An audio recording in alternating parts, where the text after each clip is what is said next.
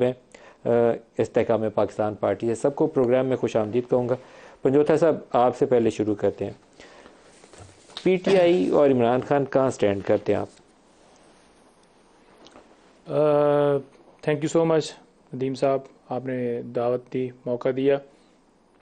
देखें जी, इमरान खान साहब को नो डाउट जितना जब से उनकी हुकूमत गई 16 महीनों में जिस तरह से क्रिमिनल मशीनरी का इस्तेमाल किया गया और उनके ऊपर केसेस बनाए गए। Criminal machinery? बिल्कुल क्रिमिनल मशीनरी जी। ये किसे कह रहे हैं आप? देखें, ये जो स्टेट्स और जितने इदारे हैं उन्होंने सब ने जो है वो पॉलिटिकल विक्टिमाइजेशन करते हुए बाकायदा तौर पर जो है वो उनके ऊपर इतने केसेस बनाए गए। क्रिमिनल मशीनरी कौन है? क्रिमिनल मशीनरी जो है वो इस्तेमाल की गई, यानी क्रिमिनल लॉ जो है इनके ऊपर मुकदमात बनाए गए, उनके ऊपर जो है CRPC के अंदर जो प्रोविजंस है उसको आप कह रहे हैं? जी जी। तो ये बाकायदा तौर पर 16 महीनों में उनके ऊपर इतने मुकदमात बनाए गए। जैसे दफ़ा 144 की खिलाफ वर्जी के ऊपर FIR दर्ज हो रही है, कभी तोशाखाना के अंदर 3 कार्रवाइयाँ, अलकादर ट्रस्ट 9 मई वाले मामलात वाक़यात। तो बात यह है कि उनके ऊपर इस तरह से उनको केसेस के अंदर इन्वॉल्व किया गया। सीक्रेट एक्ट वाला मामला भी है ना जी, ऑफिशियल सीक्रेट एक्ट वाला मामला भी तो है। कोई ऐसा है जिसके अंदर कोई भारी सजा भी किसी में मिल सकती है? देखिए, कोई केस है नहीं कि जिसके अंदर खान साहब को सजा मिल सके। उसकी रीज़न ये है कि आपको खदशा है साइफर या तोशाखाना में या किसी एक में पकड़े जाए और लंबी सजा हो जाए?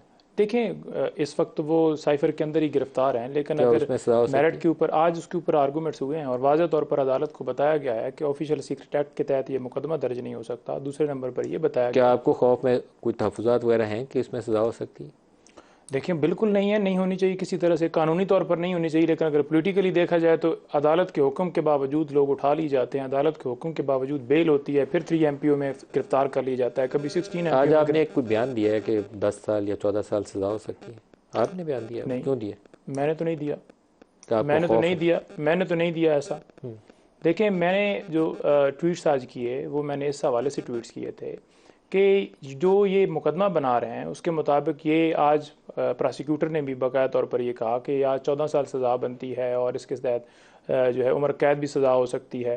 लेकिन दलाइल जब हुए तो कोई ऐसी चीज़ साबित नहीं कर सके जिससे वो ये कह सकें कि स्टेट को या किसी और स्टेट को फ़ायदा दिया गया हो, बल्कि प्राइम मिनिस्टर जो होता है वो अपने हलफ के तहत बाकायदा तौर पर उस पाबंद है कि उसने बताना है कि अगर मुल्की जो है इंटरेस्ट के लिए कोई चीज़ है तो उसने शेयर करनी है। जो सरकारी वकील है आपका कहना है कि उनकी ये ख्वाहिश है कि उम्र कैद की सजा हो, ये उनकी ख्वाहिश है? देखिए, ये जो ख्वाहिश है ना, जिन्होंने मुकदमा बनाया है उनकी ख्वाहिश है, और सरकारी वकील ने तो डेफिनेटली फ़ीस ली है और उसके ऊपर उसने आर्गूमेंट्स करने हैं।